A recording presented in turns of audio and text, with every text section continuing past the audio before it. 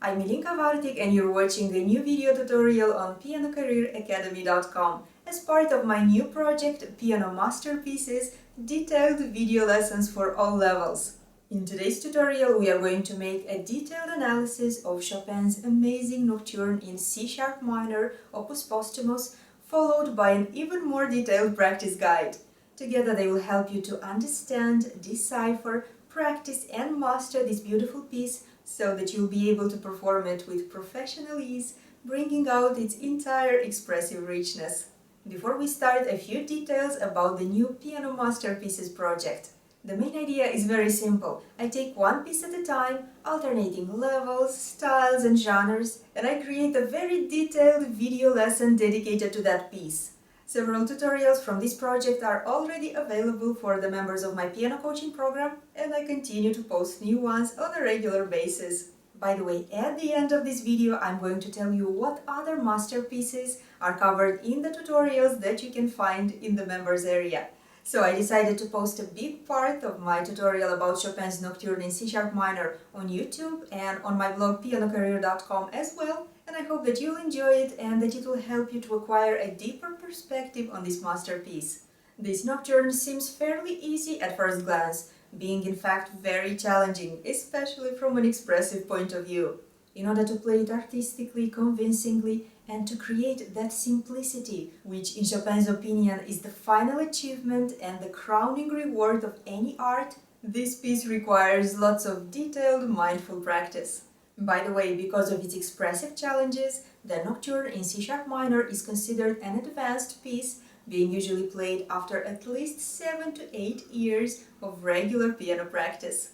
We'll begin by making a detailed analysis of this Nocturne, but first I have to mention that the practice guide will start immediately after the analysis. And by the way, you can also click on the video highlights in the description box below to go directly to the specific fragment of the tutorial that you want to watch.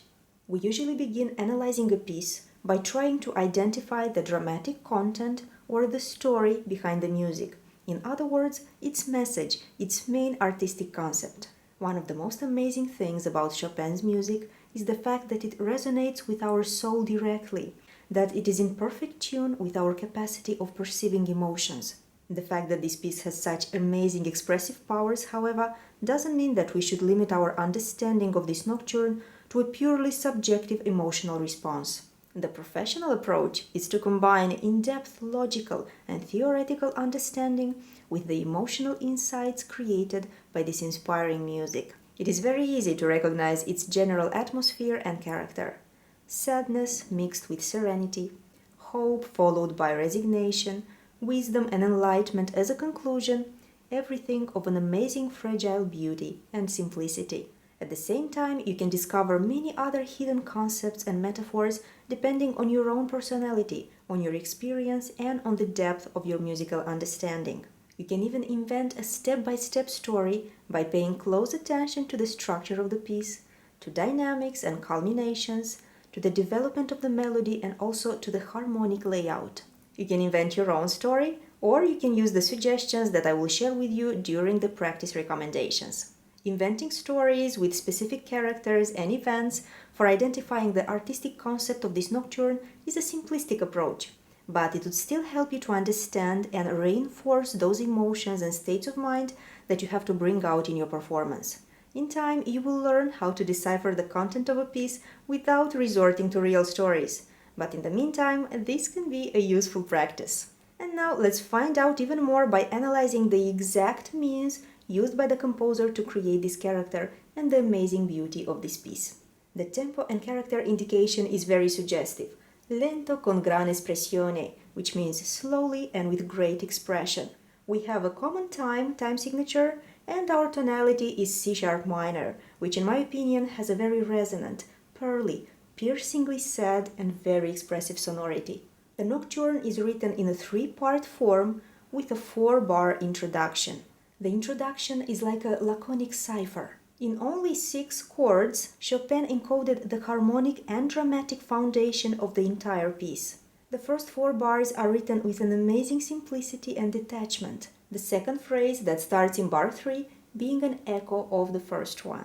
We could also say that this introduction resembles a funeral march, but I think that this metaphor is a little too limited and that this music creates an atmosphere of wisdom and resignation, certainly not of grief. The first part of the piece starts in bar 5 with the main theme and it ends in bar number 20 here. In this part we are being introduced to the main character of this piece, sad, serene, hauntingly beautiful and of an amazing simplicity. If we disregard this trill, the main core of the theme has only 3 notes, G sharp, F sharp and C sharp. This 2-bar motive, together with the next short melody, form the first phrase. Please notice that I'm not treating each motive as a separate phrase. This wouldn't be an incorrect approach, but it's much better to learn how to think in bigger structures, to hear the music horizontally without making mental stops every 2 bars, and this horizontal thinking will have wonderful benefits for your phrasing. Also, as you probably already know from my other tutorials, you should not confuse legato slurs with phrasing. Phrasing and articulation are 2 different things, and even though many composers, especially romantics, use big slurs for indicating the shape of a phrase, doesn't make this an universal rule. So always use your analytical skills and your hearing for identifying phrases, instead of following blindly the score indications. Don't forget that a phrase is a musical sentence that makes sense on its own. The second phrase starts in bar 9 and ends in bar 12, continuing the idea of the first phrase.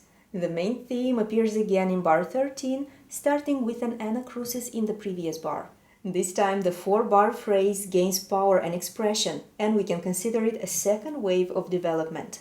In this phrase we have a bigger crescendo, and in bar 15 we have the first culmination of the piece, the amazing famous descending passage that became the signature of this nocturne.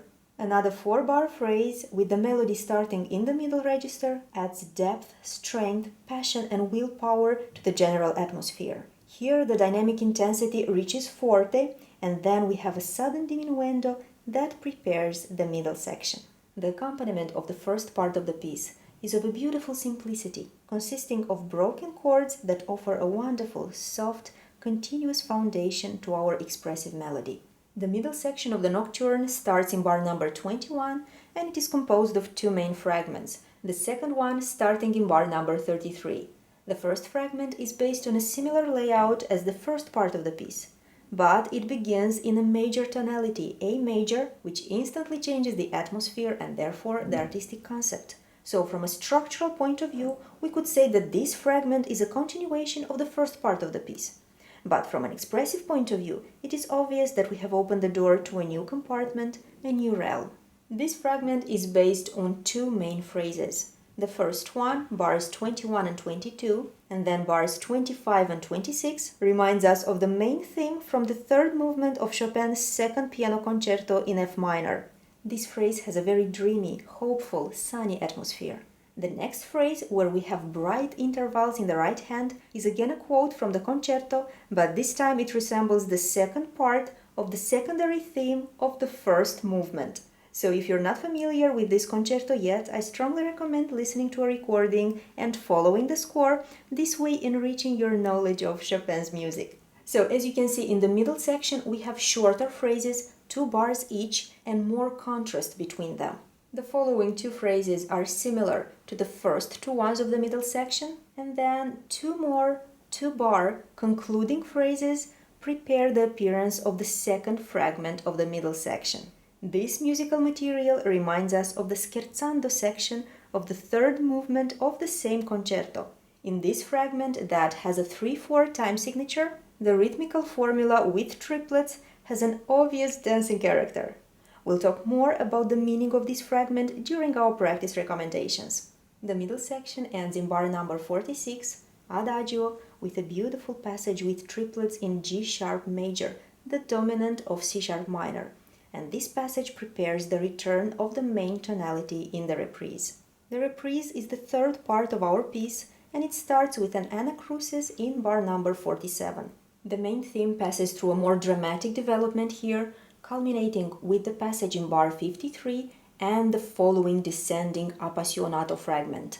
The piece ends with a series of light, transparent, pearly passages that gradually become more and more delicate and distant, preparing the appearance of E sharp in the bar before last, which transforms our tonality into a luminous C sharp major. By the way, ending a minor piece or a minor fragment with the major equivalent of its main tonality by raising the third of the root chord with a half tone is called the Picardy third. This is a very powerful compositional technique, and it was widely used especially in pre-classical music, being a wonderful symbol for the victory of light over darkness, for enlightenment, wisdom, transcendence, or serene resignation. And all these metaphors can be successfully applied to the ending of this nocturne as well. Now let's take a closer look at the structure of the musical text, and this will give us an even deeper insight into the main technical and expressive difficulties of this piece. We have already talked about the accompaniment, which remains in the left hand throughout the entire piece. Only in the fragment with a dancing character from the middle section, we have a new type of accompaniment with triplets, with new technical challenges that we will discuss during the practice guide. The simplicity of the melody, mostly consisting of half notes, is enriched by many expressive ornaments, mainly trills and beautiful pearly passages, so characteristic for Chopin's music. We also have lots of triplets. Here is a good example. Then here in the middle section, and also as a part of our descending passages, and these triplets make the melody sound more flexible and free. The main difficulty in performing the melody is phrasing, especially when we have many long notes in a row. Why? Because we have to create the illusion of continuity and sing the melody despite the fading properties of the piano sound. The longer the notes of the melody, the more difficult it is to phrase it, as I explained in my tutorial The Intoning Technique and the Illusion of Legato. Good example of such phrasing challenges are bars 9 and 10, or bars 50, 51 and 52. In the middle section, new structures appear. We have double notes with a dotted rhythm in bars 23 and 24, and then in bars 27 and 28. Also, don't miss the two hidden polyphonic treasures. In bar number 11, a middle voice appears in the left hand, being indicated with upward-facing stems, and it goes without saying that we will have to voice this little motif. The second treasure can be found in bars number 62 and 63, again in the middle voice, resembling two inhales and exhale. And here again, inhale and exhale. And now let's practice this masterpiece. Don't forget that the most important thing is how we practice, not how many times we read or play through a piece. As I promised during the analysis, simultaneously with giving you practice tips, I will share with you examples and suggestions for the story behind the music. But don't forget that you can invent your own story, one that is in tune with the unique way that you perceive this music. This piece hides many layers of expressive treasures. Therefore, it is full of expressive challenges. Bringing out the entire range of characters and colors requires lots of serious detailed work with a focus on touch, sound quality and phrasing. Let's begin with the introduction.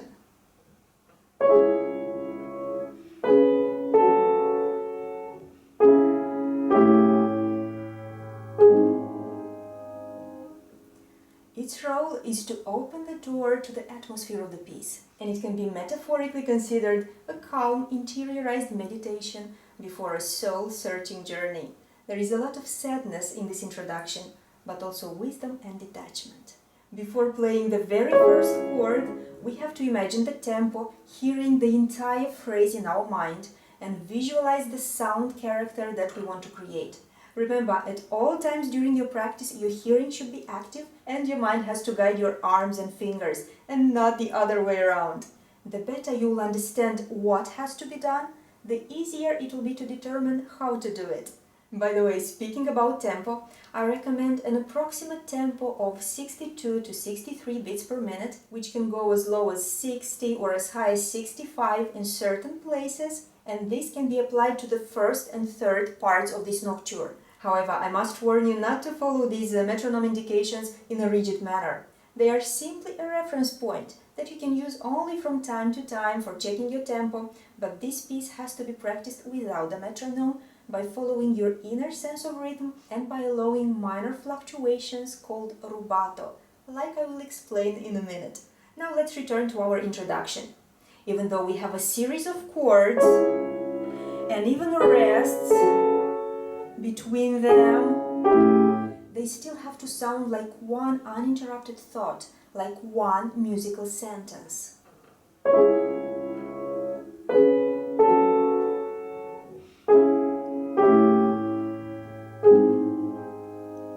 And creating this illusion of continuity is the most challenging thing when it comes to phrasing. One of the most powerful tricks in phrasing is to be aware of the layout of the phrase, of its beginning, destination or culmination, and ending. And then you have to use horizontal thinking and clever microdynamics for bringing them out. For this, let's listen to the melody separately.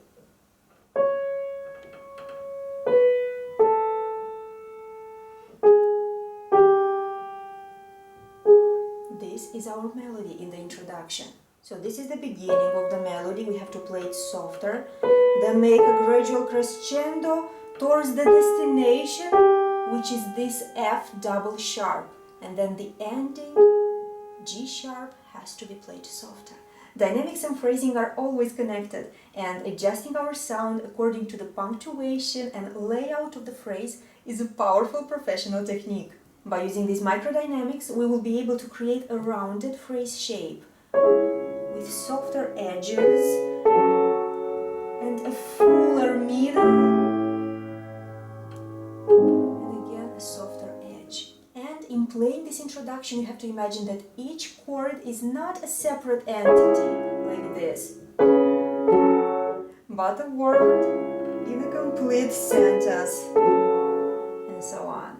Now let's talk about voicing, which is very important here.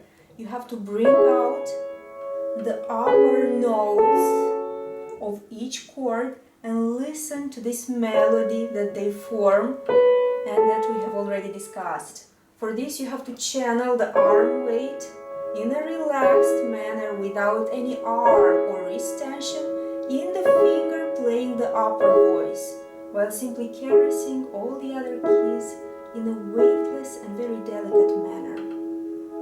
This will require some work until you memorize the needed sensations, but it's so worth the effort.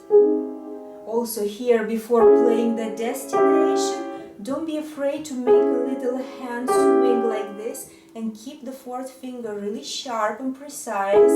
Channel more weight into it for bringing out this destination point. Also, when playing this phrase, don't forget about the bass, about the beautiful harmonic foundation that it offers. And listen carefully, especially to this A here in bar number 2, and then this G sharp much softer. Now, another very important element, the pedal. I can actually recommend 2 pedaling versions for this introduction. The first one is stricter and it follows the rest in a very exact, literal manner. You'll have to lift the pedal at the same time with your hands and listen to the rests without pedal. Now I'm going to describe the pedal step by step. Press, release, press, change, release, press, change, change, release. Like this. This version is also the most difficult one because it is not easy to carry a musical thought through silence. For example, here you see the phrase continues through the silence. So you need to use lots of horizontal thinking and avoid playing, you see, one chord at a time with a mental impulse on each one. The second version is much easier because we allow ourselves the freedom of not raising the sustain pedal when we have rests, and we simply use a delayed pedaling technique, changing it on each new harmony. Press, change, change, change, change, and change again. And obviously phrasing is much easier here. The second phrase can be played with the left pedal, which is also called the una corda pedal.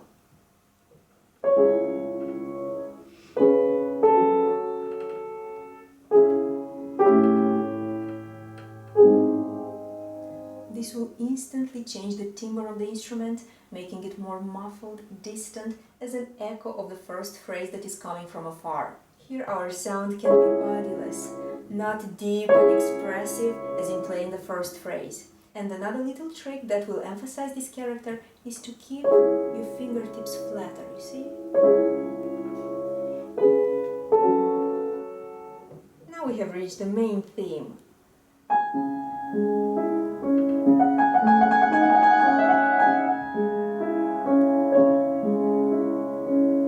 And it has to start in the same tempo as the introduction. Many students make the mistake of playing the introduction too slowly and then they start the theme in a faster tempo. Be aware of this and make sure that the only major tempo fluctuation will be the one in the middle section. Still, in playing this piece, we will certainly use some rubato, which means creating minor tempo fluctuations according to the layout of the phrase, to the dynamics, and so on. By the way, you can watch a detailed tutorial about rubato on pianocareeracademy.com. So, starting with bar number 5, the singing expressive melody has to reign above the accompaniment, being played at least 2 to 3 dynamic gradations deeper than the left hand. Please note that I'm not saying louder. Deeper is a much better word for this effect. Without these very important voicing details, our performance risks sounding very muddy and cluttered instead of being clear and very expressive. For feeling this concept better, imagine that with the right hand you're playing the part of a singer, while your left hand is an entirely different instrument that is simply accompanying the soloist. This may be a harp, a guitar, and why not the piano. In other words, the melody is vocal, while the accompaniment is instrumental. And now let's start practicing this fragment, and I strongly recommend practicing the left hand first. Yes, even if you have great sight reading skills and you think that this is not needed. Trust me, if the left hand is properly polished and can be played with total freedom and comfort, it will offer a wonderful foundation for the melody of the right hand. You can imagine that this accompaniment is the soft flowing whisper of a calm river at night time. So activate your hearing, make sure there is no tension in your arm, and start by practicing slowly, focusing on making a very soft, fluid, really smooth legato. Strive to create a maximum connection between notes, which is possible only by using wrist navigation instead of finger stretches. So what you have to do is anticipate the layout of the accompaniment with the wrist, as if pivoting, you see, around the third finger which plays the middle note. Also strive towards a perfect evenness of sound without any unwanted accents. Your touch, your key attack should be gradual and delicate, not harsh, not percussive, and this is impossible to achieve without wrist relaxation and flexibility, without total freedom in your arm. You'll be surprised by how much practice is required for achieving this effect, and the more you practice, the better you'll be able to control the amount of sound distributed on each note and the smooth transfers between notes. Also, make sure that you play the accompaniment very evenly from a rhythmical point of view as well. Chopin used to say that the left hand of a pianist should be like a good conductor in the orchestra, offering a stable foundation on which we can add the beauty of the melody. You will obviously make little fluctuations later, but for now focus on perfect evenness, but without mechanical rigidity. Also try to hear the beauty and depth of the bass notes, but without making accents on them, you see, without this kind of playing. Even though the bass notes always provide a harmonic foundation for the entire musical structure, putting too much emphasis on them, like this, will make your performance really static and it will affect your phrasing. Another very important thing in learning the accompaniment is to try to understand the underlying harmony between each group of 4 notes. Be aware of the fact that here we simply have broken chords, you see? Then the second bar, third bar, fourth bar, and so on. In other words, don't play the accompaniment in a random manner by reading it one note at a time and not understanding what's really going on here. If you do this, it will be very hard to play mindfully and to memorize the text. Correct logical memorization of the left hand is very important, because it will be impossible to play the right hand melody in the needed expressive manner if you'll be constantly thinking about the notes of the left hand. By the way, you can also practice the left hand without pedal. This is a very useful practice method which will allow you to hear better the real sonority of each note, which is difficult to do if everything is coated with a beautiful yet deceitful resonance created by the sustain pedal.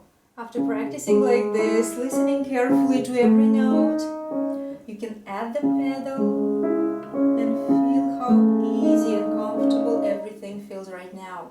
You will be using the delayed pedaling technique, changing the pedal on each new harmony, and not forgetting that your hearing is your main guide when it comes to pedaling, and not only the indications that you can find in the score. The use of the sustain pedal should never be mechanical, which is a common mistake that many students make, with resulting dirty harmonies where 2 or 3 incompatible and dissonant chords are being mixed together. That's why it's so useful to master the whole by breaking it down into its comprising elements first, polishing them very well, one at a time, until they feel and sound good, until they are well assimilated by your mind and muscle memory, and only then integrate them in the bigger structure. I call this practice method the magnifying glass, and you can learn more about it by watching my video tutorial, The Key Principles of Correct Piano Practice. So in building the musical structure of this nocturne, take it one step at a time, one layer at a time, for example, first the left hand, then the pedal, then the right hand, and so on. This way it will be much easier to conquer the exquisite expressive challenges of this piece, which involve lots of multitasking on all levels. This is how professionals practice, and this detailed approach will save you lots of time and effort in the long run, not to mention the awesome results that you will achieve by using it. So I recommend practicing the left hand very well, polishing it at least until the end of the first part in bar number 20, before even starting to play the right hand. Now it's time to work on our melody. You can imagine that here begins an interiorized monologue, a nostalgic reminiscence of better days, of inspired and beautiful hopes and dreams seen through the prism of wisdom and experience. This melody has a vocal nature, as I mentioned before, and it should be played cantabile, with a singing sound, a deep,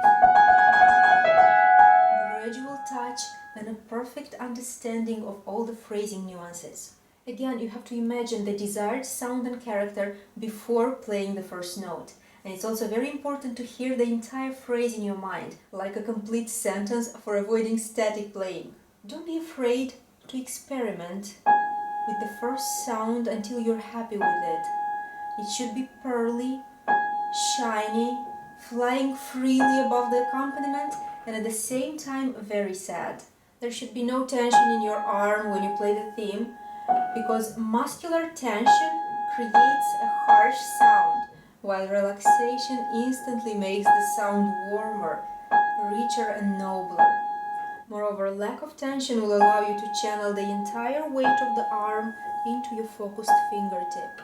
Also, pay lots of attention to your wrist, which should be flexible and caressing.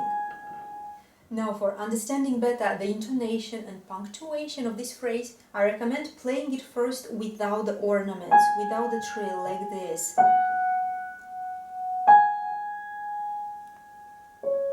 And you can also sing it.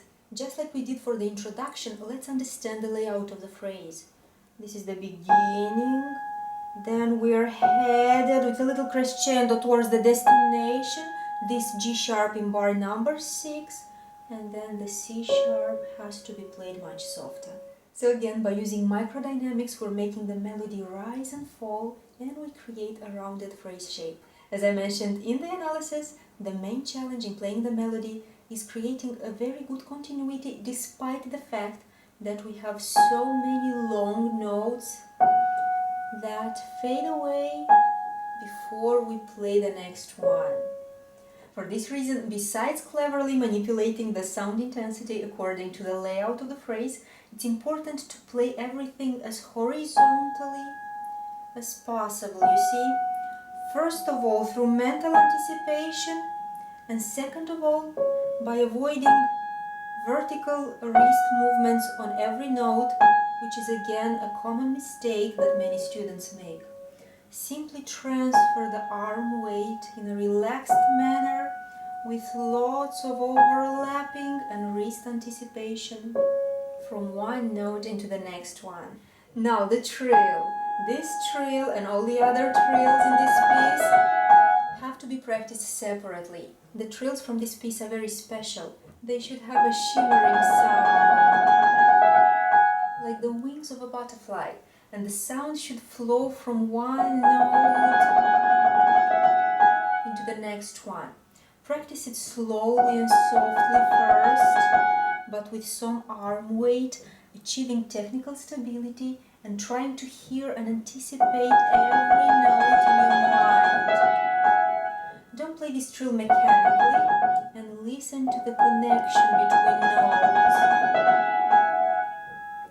Total arm relaxation, the only support point for the entire arm weight coming from your back, is the active fingertip. Keep your fingers strong as always, but don't involve here too much finger articulation. Don't lift your fingers very high, because we need to avoid, you see, a machine gun sonority. Everything should be delicate and dreamy. Now that we applied the magnifying glass practice method so well to the left hand, to the melody, to the trill, from this moment on I will demonstrate everything both hands together, but it goes without saying that you have to practice hands separately first and make sure that every element shines and feels entirely comfortable from a technical and expressive point of view before integrating it in the bigger structure. So our first phrase.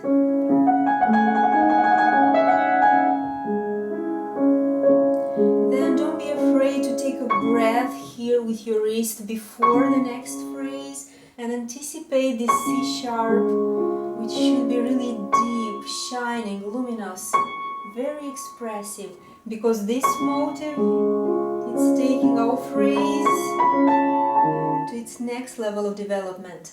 So after the end of the first motive, we dive into the C sharp, more powerful sonority, but then on this triplet, make a little diminuendo.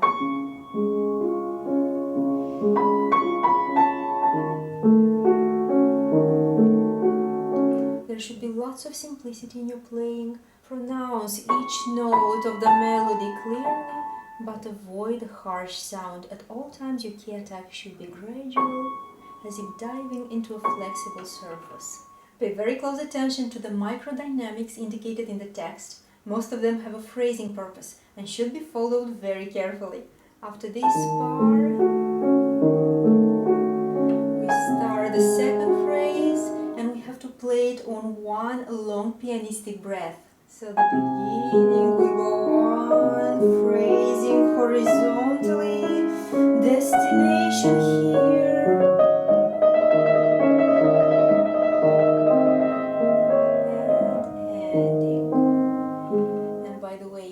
Don't miss the hidden voice in the left hand. This one, C, B, A, and again B. Emphasize it. You see, by preparing this note that is played with the thumb, with a little hand swing, channeling more arm weight, but making sure that your key attack is gradual and the sound is deep and beautiful and not harsh. And this will add an amazing richness to the musical structure when combined with the trill of the right hand. Listen to this voice carefully. Then a new wave of development begins in the third phrase. Here we'll have to make a real crescendo, not a little phrasing one, for reaching the beautiful culmination in bar 15. So we begin with the same sonority as the first phrase, and then we develop.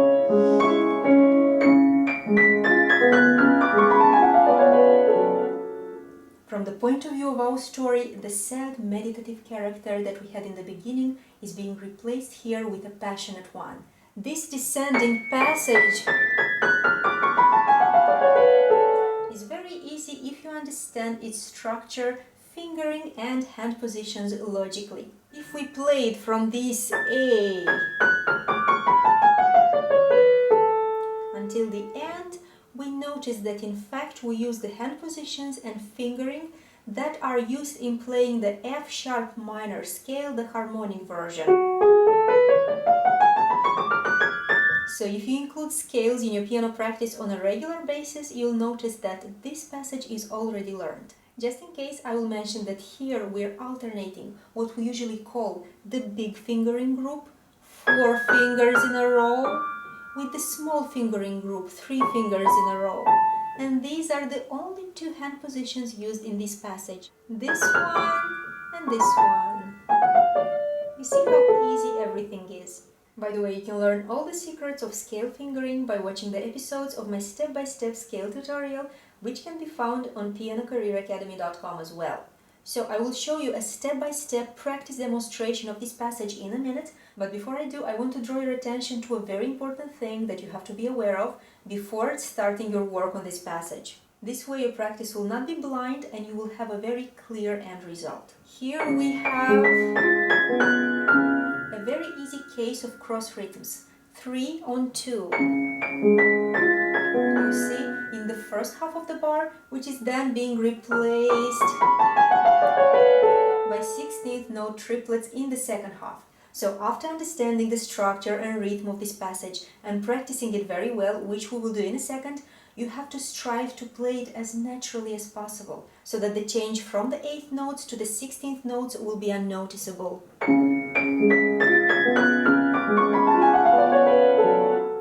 The main mistake that many students make here is playing this passage in a mechanical, mathematical, rigid manner, like this.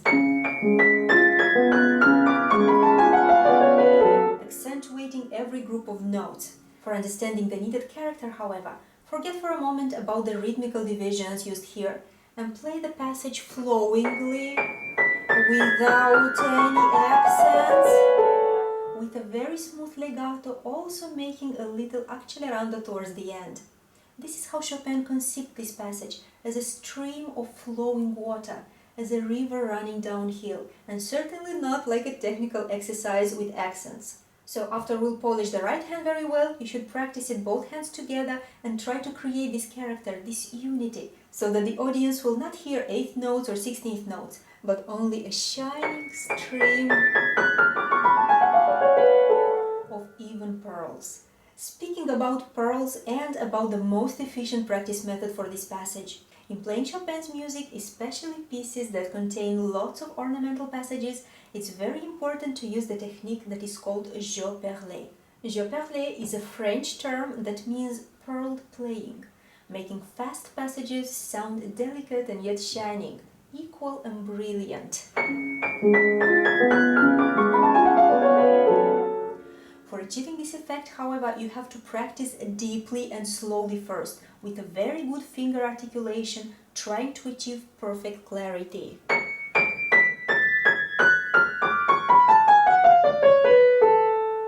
This type of practice heavy, relaxed, but with very strong fingertips will offer you technical stability, so that later, when you increase the tempo, you will not feel clumsy as if slipping on ice, which happens if we play through the passage only in a light, shallow and mechanical manner. So after achieving technical stability, start increasing the tempo gradually and simultaneously reduce the arm weight, but keep the acquired feeling of relaxation and make sure there is no tension in your arm and wrist. Now that you're playing lightly, switch your focus to finger action, but still lead the way with the arm. This will help you to achieve a good speed. Then integrate the needed dynamics into your playing. Begin the passage with a deeper sonority, and then make a gradual diminuendo. Then combine both hands together. focusing on that natural flow that I described earlier. The next phrase.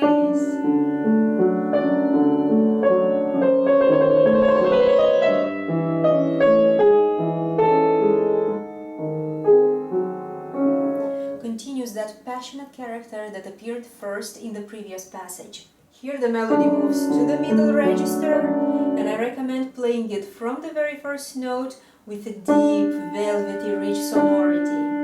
You have to make a big, expressive crescendo that will take you to the destination of this phrase in bar 19.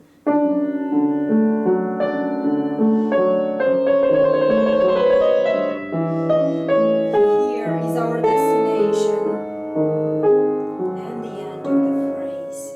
In bar 19, make sure that you raise your arm on the rest, and then you dive with the entire arm weight into this accented A, playing it with a deep and powerful sonority, and then making diminuendo towards this C sharp. In bar 18, use the magnifying glass for polishing this trill with the following short passage of 30-second notes. At all times, strive to create a very good continuity in the melody, a smooth flowing legato. Use the intoning technique, wrist anticipation, and lots of overlapping. The secret behind playing expressive melodies is combining good finger articulation, even hand swings, before more important notes with arm and wrist relaxation.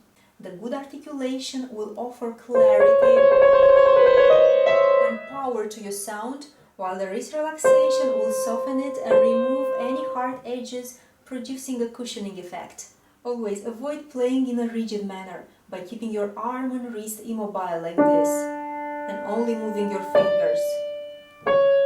This not only looks artistically inappropriate, it will also lead to tension and to a percussive, expressionless sound. Now let's move on. The diminuendo in bar 20 prepares the middle section. Before practicing, let's continue our story and see what happens here. The major tonality brings an instant change of atmosphere. The sadness and the passion are being replaced with a sunny, dreamy character. The middle section is the realm of hope, of positive dreams, or maybe it's a bright memory from the distant past. Practice hands separately first, getting acquainted with the layout and difficulties of each hand, and also pay lots of attention to dynamics. From the very first note of the middle section, strive to create as much light as possible. Here we have pianissimo, which means that the accompaniment should be played even softer, pianissimo. The melody should obviously be deeper than the accompaniment, but it should be played in a weightless manner, with flatter fingertips, without that piercing depth, you see, that we can achieve with crisp, rounded fingertips combined with arm weight. Also, don't miss the phrasing dynamics, a little crescendo until here, and diminuendo. The dotted rhythm from the second phrase gives the music a light, elegant, even playful character. Here we have two little technical challenges. The first one is this one, you see? And it has to be polished separately until you can play it with ease. Here I recommend this fingering, 3-2 in the beginning, but then on the 16th note you can already use the thumb and second finger, which will make this transition easier to perform. You can practice first in a heavier manner, especially this transfer, until this layout, which is not comfortable because the thumb has to go uphill, is assimilated very well by your muscle memory. And the second challenge is the sequence of sixths, again with a dotted rhythm in the next bar. Emphasize the upper voice, polish the grace note and every transfer, and make crescendo where indicated.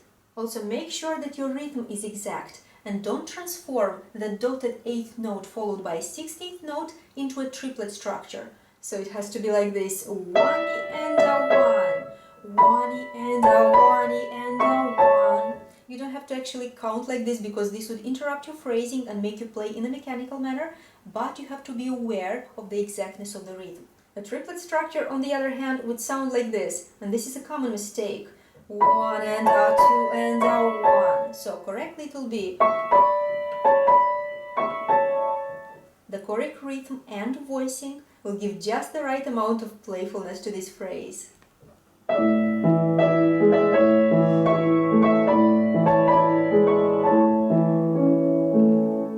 The next phrase is like an echo of the first one, but this time this pattern is being presented in a minor tonality, like a negative mirror reflection of the sunny atmosphere that we had before. Here I recommend using the left pedal and playing these 2 bars like a mysterious whisper.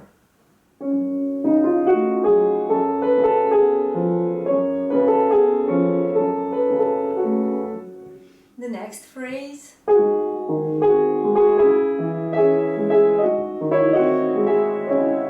is similar to the phrase number 2 from the middle section, but again here we have a minor tonality which changes its character. Please notice that this little transition here is much more comfortable because the thumb doesn't have to play on a black key, but we have this very ergonomic position. The next bar brings a sudden burst of passion.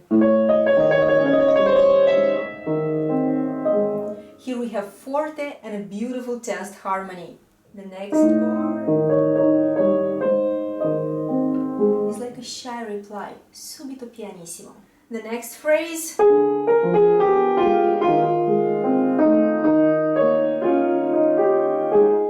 prepares the second fragment of the middle section.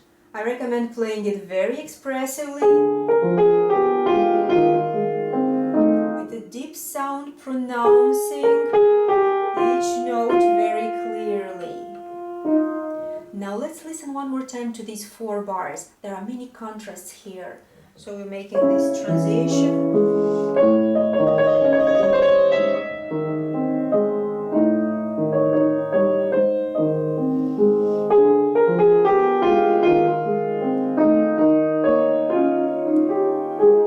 Also, don't miss the change of time signature in bar number 32. The second fragment of the middle section, which starts in bar number 33, brings an unexpected dancing element to our nocturne. Here we have a sudden change of tempo as well, and an approximate tempo of 120 beats per minute per quarter note would be very appropriate. If we talk about the story behind the music, we can imagine that the hopeful state of mind from the previous section made our hero remember a very bright moment from the past, maybe dancing a polonaise with his loved one at a beautiful ball. Before playing this fragment, while still playing the previous bars, it's important to imagine the needed tempo and to apply it from the very first note, instead of reaching it gradually and making unwanted fluctuations. Now let's take it one step at a time. The left-hand accompaniment reminds us of the sounds of a guitar. It should be practiced really thoroughly, and the secret here is to use wrist anticipation instead of trying to reach these wide intervals by stretching your forefingers alone. Practice slowly and deeply first,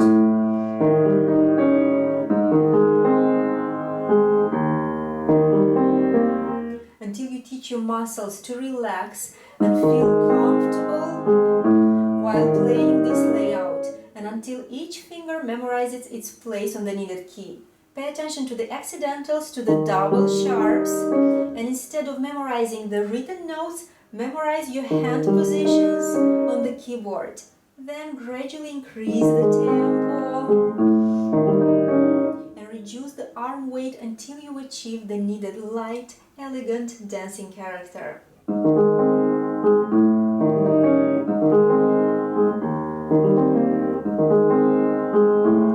By the way, when playing this nocturne, many students do not understand the meaning of this section, and therefore they do not practice it properly by using the magnifying glass.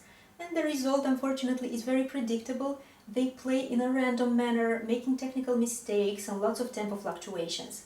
They also get confused by the double sharps, which brings a constant uncertainty to their playing. So a clear understanding of your artistic purpose combined with mindful, thorough practice will prevent this from happening. The right hand here is very easy. Simply make sure that your rhythm is exact in the first bar.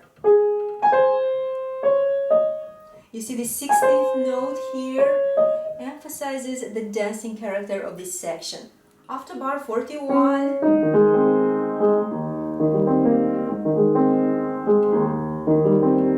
you can transfer some of the accompaniment in the right hand. Starting with bar number 37, make a very gradual diminuendo.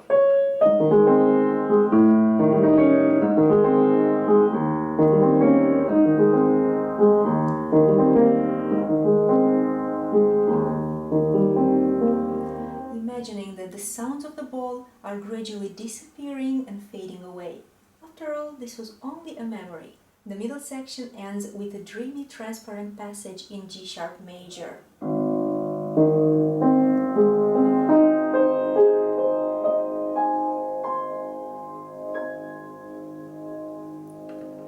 Chopin indicates morendo here, which literally means dying, and our tempo has to be slower as well, adagio. The beautiful memory and our sound are dissolving into thin air. The sadness and resignation return with the reprise. The ascending passage in bar number 53 has to be practiced.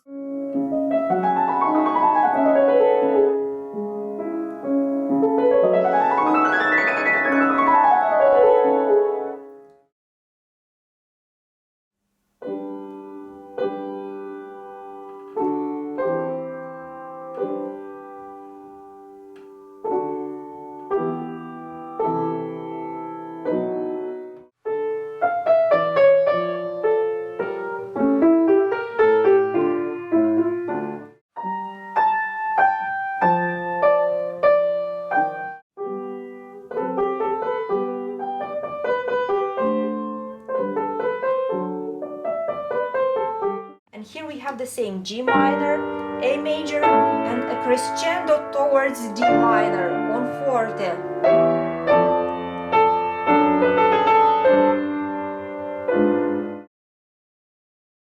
About the general approach on the quality of the sound, about the quality of the legato.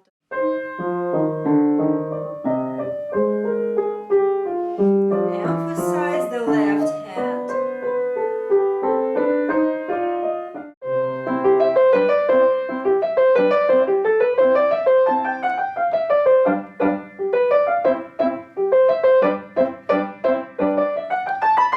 Press the pedal. Hold it for the entire bar. Change. Change.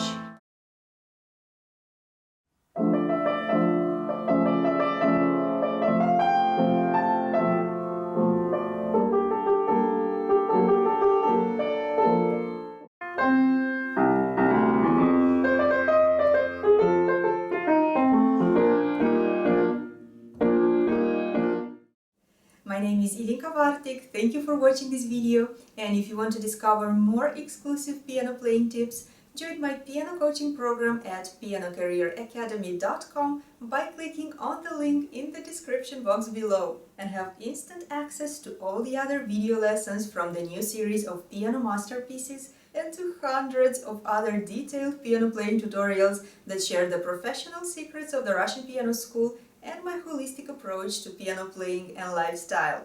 I hope that you enjoyed this tutorial and that it will help you to start or to resume your practice of this amazing nocturne with a fresh perspective. And I'll see you really soon. Bye bye!